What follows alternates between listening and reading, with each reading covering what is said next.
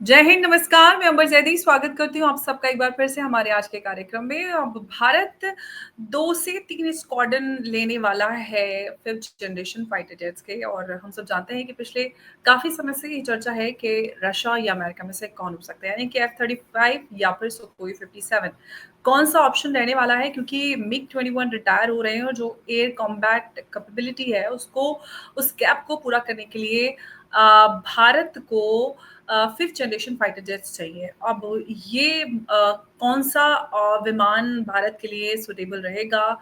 कौन से ऑप्शन को फाइनलाइज़ करने वाला है भारत? ये बड़ा सवाल है और ये बड़ा सवाल काफ़ी सारे महीनों से खड़ा हुआ है कि आखिर भारत, रशिया या फिर अमेरिका किसको चूज़ करने वाला है? क्योंकि 2 से 3 स्क्वाड्रन्स की आवश्यकता है अर्जेंट और उस आवश्यकता को पूरा करने के लिए इन दोनों ऑप्शंस में से कोई एक ऑप्शन भारत ले सकता है या फिर दोनों ऑप्शन को ऑप्ट करेगा। आप देखते हैं कि क्या और कैसे ये फाइनलाइज़ होता है। हालाँकि इससे रिलेटेड कई सारी बड़ी खबरें आ रही थी कि सुखोई 57 ऑलमोस्ट फाइनलाइज़ है। तो अब देखते हैं कि क्या और कैसे आगे इस चर्चा में डिटेल में हम शामिल करेंगे। उमेश जी हमारे साथ हैं। उमेश जी बहुत-बहुत स्वागत है आपका। जय हिंद, नमस्कार। जय सिया राम अंबर जी। जय सिया राम। उमेश जी, भारत अर्जेंटली अपनी जो एयर कॉम्बैट कैपेबिलिटी है, उसका जो एक गैप आ रहा है क्योंकि मिग-21 रिटायर हो रहा है, इस गैप को पूरा करने के लिए भारत F-35 या सुखोई 57 लेने वाला है। आप किस तरह से आप देख रहे हैं कि ये जो 5th generation fighter jets import करने वाला है भारत अर्जेंटली, क्या सिर्फ़ इसके पीछे ये जो गैप आया है इसी को फिल करने के लिए है या फिर डिमांड तो पहले से ही थी? और ये डिमांड भी पहले से ही थी कि जो मिग-21 इस तरह के फाइटर्स हैं, उनको रिटायर करने की आवश्यकता है और जो हमें स्क्वाड्रन्स हैं, उनको बढ़ाने की ज़रूरत है। देखिए, स्क्वाड्रन क्षमता तो भारत की अभी 29 स्क्वाड्रन्स हो चुकी है। 1965 के बाद ये सबसे जो स्क्वाड्रन स्ट्रेंथ है, जो 29 स्क्वाड्रन्स है, 1965 के बाद सबसे कम क्षमता है हमारे पास। इसमें बार-बार इंडियन एयर फोर्स के चीफ ने बोल भी दिया है कि भारत को अपनी एयर सुपीरियॉरिटी के लिए 42 स्क्वाड्रन्स होनी ज़रूरी है। इसके बावजूद भी आपने देखा है कि कैसे कावेरी इंजन हो या एलसीए तेजस हो, अपनी डेडलाइन मीट नहीं कर पा रहे हैं और अब मिग-21 को रिटायर किया जा रहा है और आगे जाके मिग-29 को भी रिटायर किया जाएगा, जैगुआर को भी रिटायर किया जाएगा, मिराज को भी रिटायर किया जाएगा। अब एक तरह से भारत के अंदर ऑपरेशनल प्रॉब्लम्स चालू हो जाएँगे क्योंकि आपकी जो थ्री फ्रंट वॉर है, आपको लड़ना पड़ेगा पाकिस्तान के साथ, बांग्लादेश के साथ, चाइना के साथ। ये आप भूल जाइए कि कभी वॉर होगा नहीं और नेक्स्ट टाइम अगर वॉर होगा, तो ये तीनों मिलके आपके ऊपर हमला करेंगे। ये उनकी स्ट्रैटेजी भी है और पीछे से आपको मालूम है टर्की भी सपोर्ट कर रहा है इन तीनों को।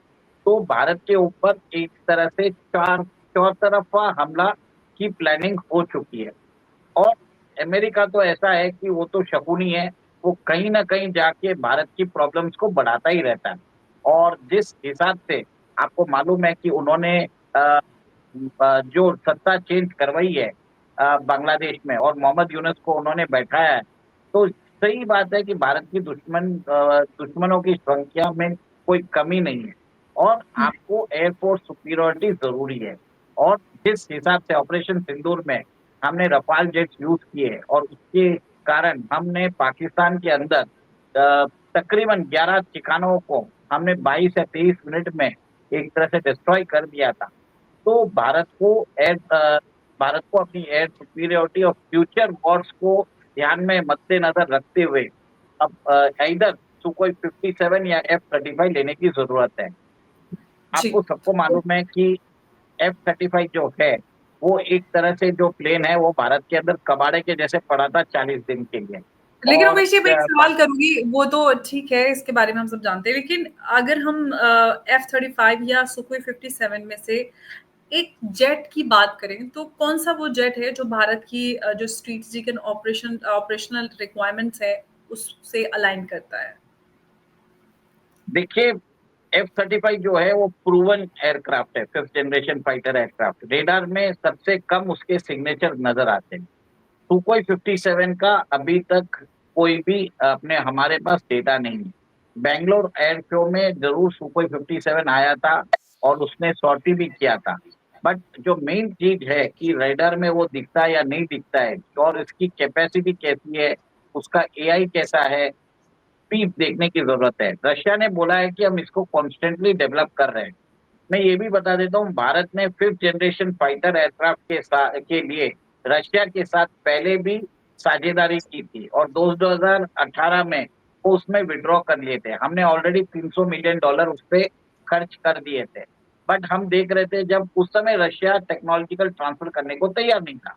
बट आज स्थितियां बदल गई है। आज रशिया हमको टोटली चीज दे रहा है कि हम आपको टेक्नोलॉजिकल ट्रांसफर करने वाले हैं, हम आपको उसका सोर्स कोड कर दे देंगे, हम आपको लोकलाइज कंपोनेंट्स की परमिशन दे रहे हैं, आप भारत को हम आईपीआर राइट्स दे देंगे, पेमेंट हम रुपीज में ले लेंगे, आप अपनी मिसाइल्स इंटीग्रेट कर लीजिए, आप एक्सपोर्ट कर लीजिए।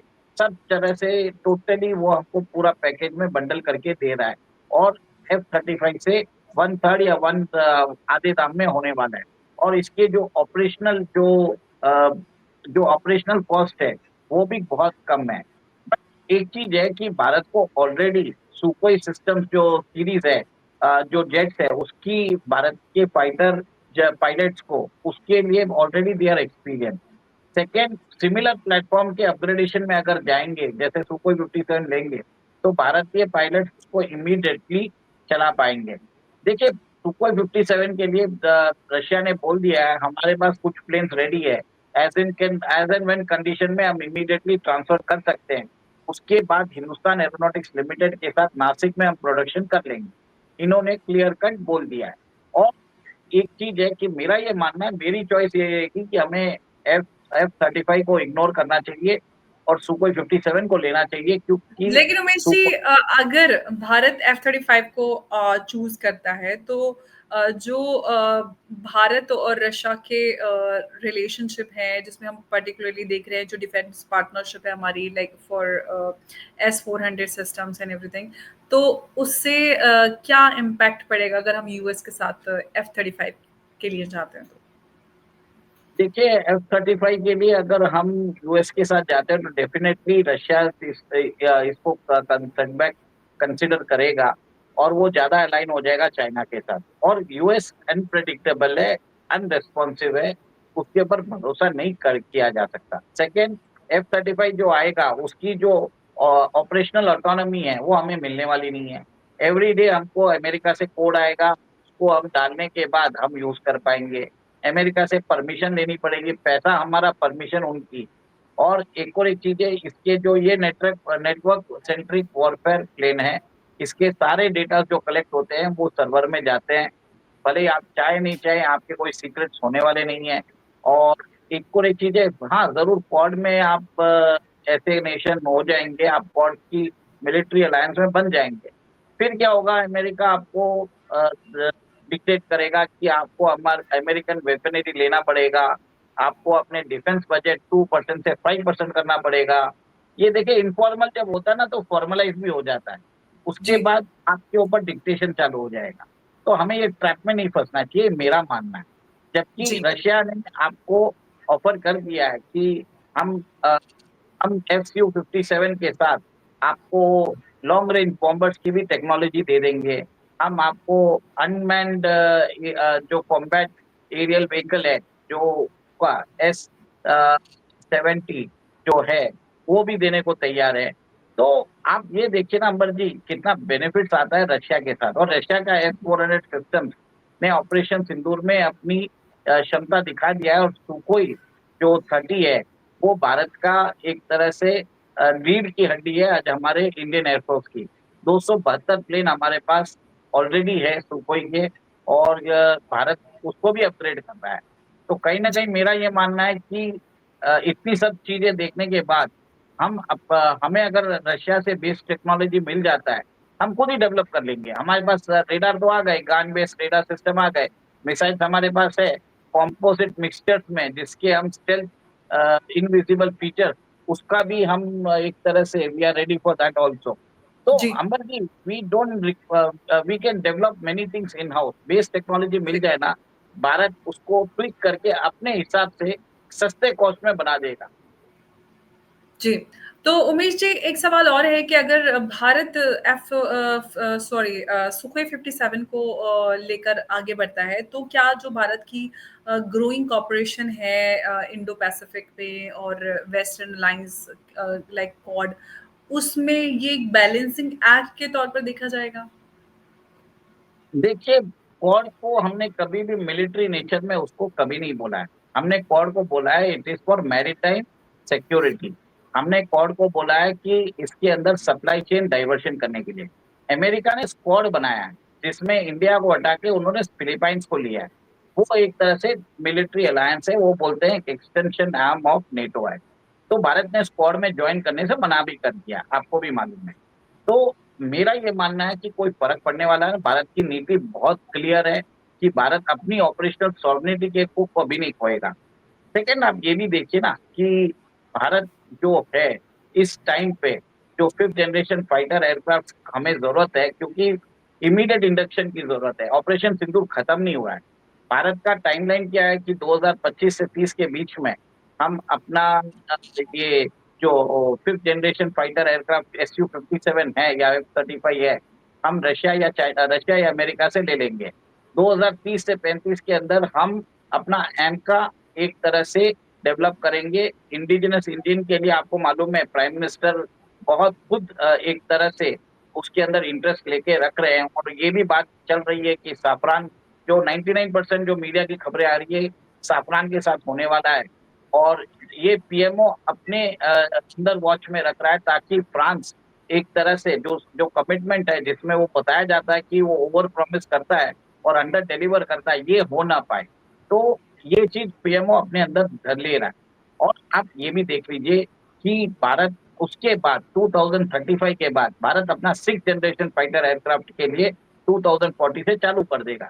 इसके लिए एक तरह से खबर भी आई है कि भारत जो अपना अनमैन्ड कॉम्बैट एरियल व्हीकल घातक है, उसके लिए उसने जो कंपोजिट मटेरियल बनाया है, उसके लिए उसने जो डिज़ाइन किया है, डिज़ाइन के अंदर क्या होता है, आप एयरक्राफ्ट में देखते हैं हॉरिज़ॉन्टल और वर्टिकल फिन्स होता है, उसको एक तरह से हटा दिया उस डिज़ाइन में, और एक तरह से जी। सिंगल फीचर में आपने चाइना का भी 6th जनरेशन फाइटर एयरक्राफ्ट देखा है, वैसा उन्होंने एक तरह से उसकी डिज़ाइन तैयार कर ली है। और वो बता रहे हैं कि Bharat already 6th generation fighter aircraft के ऊपर भी पैरेलली काम करता जा रहा है। देखिए, कोई भी चीज़ का क्या होता है, 3 स्टेज होता है, डिज़ाइन होता है, डेवलपमेंट होता है, फिर प्रोटोटाइप, फिर बाद में जाके serial production. Bharat 6th generation के लिए डिज़ाइन कर रहा है। 5th जनरेशन का वो डेवलपमेंट मतलब प्रोटोटाइप डेवलपमेंट स्टेज में पहुँच चुका है। और अब आप ये भी देख रहे हैं कि एलसीए तेजस एमके-2 के जो प्रोटोटाइप से सीरियल प्रोडक्शन से पहले उस स्टेज में एलसी तेजस एमके-1 का हम प्रोडक्शन करते जा रहे हैं। तो भारत का टाइमलाइन क्लियर कट है। तो उन्होंने जिस हिसाब से पैरेलली काम चल रहा है, इस प्रोसेस के थ्रू चल रहा है कि एक जनरेशन वो कर रहे हो, जैसे ही आप एक स्टेज को आपने पार किया, तो नेक्स्ट जनरेशन का आप डिज़ाइन चालू कर दीजिए। तो जो बेनिफिट अ, जो आपका डेफिशिएंसी है अर्लियर जनरेशन का, वो नेक्स्ट जनरेशन में आप उसको रेक्टिफाई कर सको। आपको जी। मालूम है मैन टू अनमैन्ड जो कॉम्बैट व्हीकल्स है, वो एक 6th जनरेशन के अंदर बताया जा रहा है, वो यूज़ होने वाला है। रशिया ने आपको अपना लॉन्ग रेंज बॉम्बर्स की भी टेक्नोलॉजी ऑफर की है, जो 12,000 किलोमीटर तक चलेगा, और ये भी है कि भारत शायद उसको भी डेवलप करने की कोशिश में है। तो बहुत सारे बड़े प्लान्स हैं अंबर जी, सिर्फ़ ये ऐसा नहीं है कि सिर्फ़ 60 एयरक्राफ्ट हम 5th जनरेशन की ले रहे हैं। भारत स्ट्रैटेजिकली अपनी जो रूपरेखा है, वो एक टाइमलाइन है, उसने सबको एक तरह से ऑन नोटिस डाल दिया है। सबको जी। और प्रधानमंत्री खुद इसको देख रहे हैं प्रोजेक्ट को। तो इसके अंदर आप ये देखेंगे कि डीआरडीओ और जीपीआरई के जो बाबू है और एचएएल के बाबू है, वो इसको ब्यूरोक्रेसी है, वो कुछ भी है ना इसके अंदर कुछ भी न वो बोलते हैं टाइमलाइन का फेर-बदल नहीं कर पाएँगे। जी। आपको डेडलाइन दिया है, आपको प्रोजेक्ट रिपोर्ट की आपकी समीक्षा की जाएगी और आपको अचीव करना पड़ेगा टाइमलाइन। इट इज़ अ जी। Very clear direction from the PMO office. जी, उमेश जी, जो इंडिया का एक पुश है मेक इन इंडिया जो हमारा एक इनिशिएटिव है प्रधानमंत्री मोदी का, उसमें जो सेल्फ रिलायंस है, ख़ास तौर से डिफेंस में हम लगातार देख रहे हैं। तो उसमें ये जो टेक्नोलॉजी ट्रांसफ़र है फ्रॉम ईदर यूएस और रशिया, वो कितना फ़ीज़िबल है? देखिए, हम मेरा यही मानना है कि मेक इन इंडिया से ज़्यादा collaboration with foreign partner and उसकी बेस टेक्नोलॉजी लाके फिर डेवलपमेंट इन इंडिया होता है, तो ज़रूरत करने की बात है। ब्रह्मोस में हमने वही देख लिया है, AK-203 जो राइफ़ल है, उसके लिए भी आपने देखा है कि कैसे हम वो सक्सेसफुल हुआ है और दोनों ही चीज़ हमारी जो डेवलपमेंट हुई है और टेक्नोलॉजिकल ट्रांसफर हुई है, वो रशिया के द्वारा हुई है। तो रशिया जो प्रॉमिस कर रहा है, पुतिन का रशिया है ये, जो प्रॉमिस कर रहा है, वो उसको फुलफिल भी कर रहा है। पुतिन जानते हैं कि भारत कभी भी रिवर्स इंजीनियरिंग नहीं करेगा और उस रशियन टेक्नोलॉजी का सम्मान करेगा, वो रशिया से उसकी कॉपी नहीं करेगा, चाइना जैसे वो नहीं करने वाला, पुतिन को मालूम है। जी। उमेश जी, अगर हम बात करें जो जॉइंट डेवलपमेंट प्रोजेक्ट रहे हैं, फॉर एग्जांपल जैसे रशिया के साथ हमारा एक जॉइंट डेवलपमेंट एफर्ट रहा इसमें डिफेंस में, उस तरह से ये इस तरह के इनिशिएटिव से जो हमारी आर्म फोर्सेस हैं उनको क्या कुछ सीखने के लिए मिलता है? और अभी जो आज के समय में अगर हम अब बात करें तो अगर जो डिसीजंस लिए जा रहे हैं उन डिसीजंस को किस तरह से इम्पैक्ट करता है? देखिए, रशिया हिस्टोरिकली मैं ये बता रहा हूँ, जो सोवियत यूनियन था, वो भारत का एक तरह से मेजर डिफेंस सप्लायर हमेशा रहा है और हम क्रिटिकल इमर्जिंग टेक्नोलॉजीज़ जो क्रिटिकल टेक्नोलॉजीज़ रहती है, वेपन सिस्टम रहते हैं, वो हम रशिया से ही लेते हैं। अब ज़रूर हम थोड़ा फ्रांस के थ्रू डाइवर्सिफ़ाई कर रहे हैं, इज़राइल से डाइवर्सिफ़ाई कर रहे हैं, क्योंकि रशिया खुद युद्ध में इन्वॉल्व है और आपको मालूम है S-400 मिसाइल सिस्टम की 2 बैटरी अभी तक रशिया नहीं दे पाया है। तो कुछ ना कुछ उसके ऊपर वेस्ट ने सैंक्शंस भी लगा दिए हैं और वहाँ पे बहुत सारे चाइनीज़ कंपोनेंट्स भी इन्वॉल्व्ड है, तो भारत थोड़ा बहुत स्केप्टिकल भी है उसको करने के लिए।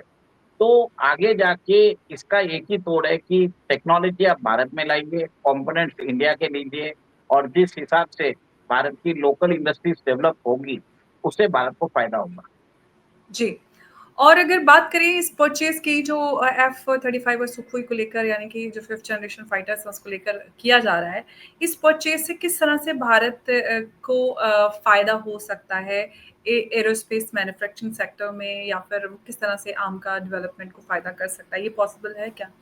इस परचेज़ से हमें फ़ायदा हो इस फ़ील्ड में?